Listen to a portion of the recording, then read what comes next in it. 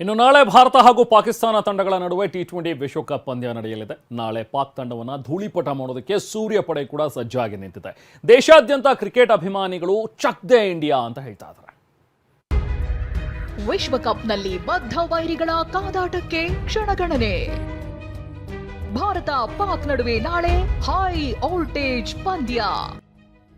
ಇದೇ ಮೈದಾನ ಶ್ರೀಲಂಕಾದ ಕೊಲಂಬೋದಲ್ಲಿರುವ ಇದೇ ಮೈದಾನದಲ್ಲಿ ಜಸ್ಟ್ 22 ಗಂಟೆಯಲ್ಲಿ ಕಾಳಗ ನಡೆಯಲಿದೆ.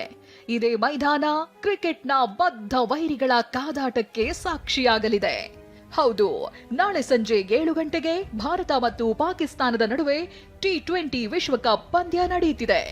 ಏಷ್ಯಾ ಕಪ್ ಶೇಕ್ ಹ್ಯಾಂಡ್ ಸಮರ, ಪಾಕ್ನ ಬಾಯ್ಕಾಟ್ ಬಡಿದಾಟದ ಬಳಿಕ ನಡೆಯುತ್ತಿರೋ ಪಂದ್ಯ ಕ್ರಿಕೆಟ್ ಜಗತ್ತಿನ ಗಮನ ಸೆಳೆದಿದೆ. ಹಾಗಿದ್ರೆ ಟೂರ್ನಿಯಲ್ಲಿ ಎರಡೂ ತಂಡಗಳ ಸಾಧನೆ ಬಗ್ಗೆ ನೋಡೋದಾದ್ರೆ, ಭಾರತ ಮತ್ತು ಪಾಕಿಸ್ತಾನ ಎರಡೂ ತಂಡಗಳು ಆಡಿದ ಎರಡೂ ಪಂದ್ಯದಲ್ಲೂ ದಿಗ್ವಿಜಯ ಸಾಧಿಸಿವೆ. ಟೀಂ ಇಂಡಿಯಾ ಮೊದಲ ಪಂದ್ಯದಲ್ಲಿ ಅಮೆರಿಕ ತಂಡವನ್ನ ಬಗ್ಗು ಬಡಿದಿದೆ. ಪಾಕ್ ಮೊದಲ ಪಂದ್ಯದಲ್ಲಿ ನೆದರ್ಲ್ಯಾಂಡ್ ವಿರುದ್ಧ ಕೇವಲ 3 ರನ್ಗಳಿಂದ ಗೆಲುವಿನ ನಿಟ್ಟುಸಿರು ಬಿಟ್ಟಿದೆ. ಇನ್ನು ಎರಡನೇ ಪಂದ್ಯದ ವಿಚಾರಕ್ಕೆ ಬರೋದಾದ್ರೆ, ನಮಿಬಿಯಾ ವಿರುದ್ಧ ಭಾರತ 93 ರನ್ಗಳ ಅಂತರದಲ್ಲಿ ಗೆದ್ರೆ, ಪಾಕ್ ಅಮೆರಿಕ ವಿರುದ್ಧ 32 ರನ್ಗಳಿಂದ ಗೆಲುವು ಸಾಧಿಸಿದೆ. ಟಿ20 ವಿಶ್ವಕಪ್ ಅಂತಂದ್ರೆ ಭಾರತ ಎತ್ತಿದ ಕೈ. ಪಾಕ್ ಒಮ್ಮೆ ಮಾತ್ರ ಇಂಡಿಯಾವನ್ನ ಸೋಲಿಸಿದ್ದು ಬಿಟ್ರೆ 7 ಬಾರಿಯೂ ಸೋಲಿನ ಮನೆಯಲ್ಲೇ ಸಪ್ಪೆಯಾಗಿ ಕೂತಿದೆ. ಹೀಗಾಗಿ ಕ್ರಿಕೆಟ್ ಫ್ಯಾನ್ಸ್ ಗೆಲುವು ಭಾರತದ್ದೇ ಅನ್ನೋ ವಿಶ್ವಾಸದಲ್ಲಿದ್ದಾರೆ. ಇಂಡಿಯಾದು ಪಾಕಿಸ್ತಾನ ಮೇಲೆ ಈಗಾಗಲೇ ICC ವರ್ಲ್ಡ್ ಕಪ್ ಮೇಲೆ 8 ಮ್ಯಾಚಸ್ನಾಗ 7 ಗೆದ್ದಿದ್ದಾರೆ. ಇಡೀ ವಿಶ್ವನೇ ನೋಡ್ತಾ ಇದೆ ಇಂಡಿಯಾ ಮತ್ತೆ ಪಾಕಿಸ್ತಾನ ಮ್ಯಾಚು. ಈ ಸತಿ ಇಂಡಿಯಾ ಗೆಲ್ಲಬೇಕು ಅಂತ ಕೇಳ್ಕೊಂತೇನೆ.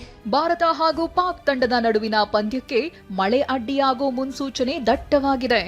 ಒಂದು ವೇಳೆ ಮಳೆ ಬಾರದೆ ಪಂದ್ಯ ನಡೆದ್ರೆ ಭಾರತದ ಬ್ಯಾಟ್ಸ್ಮನ್ಗಳು ರನ್ ಮಳೆ ಹರಿಸ್ತಾರೆ.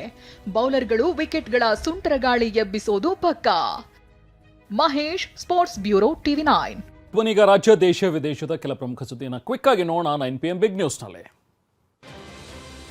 ರೌಡಿ ಶೀಟರ್ ಬಿಕ್ಲು ಶಿವ ಕೊಲೆ ಕೇಸ್ನಲ್ಲಿ ಬಿಜೆಪಿ ಶಾಸಕ ಬೈರತಿ ಬಸವರಾಜ್ ಅರೆಸ್ಟ್ ಆಗಿದ್ದಾರೆ. ಆದರೆ ಬೈರತಿಗೆ ಹೃದ್ರೋಗ ಸಮಸ್ಯೆ ಹಿನ್ನೆಲೆಯಲ್ಲಿ ಬೆಂಗಳೂರಿನ ಜಯದೇವ ಆಸ್ಪತ್ರೆಗೆ ದಾಖಲಿಸಲಾಗಿದೆ. ವೈದ್ಯರು ಆಂಜಿಯೋಗ್ರಾಮ್ ಮಾಡಿದ್ದಾರೆ.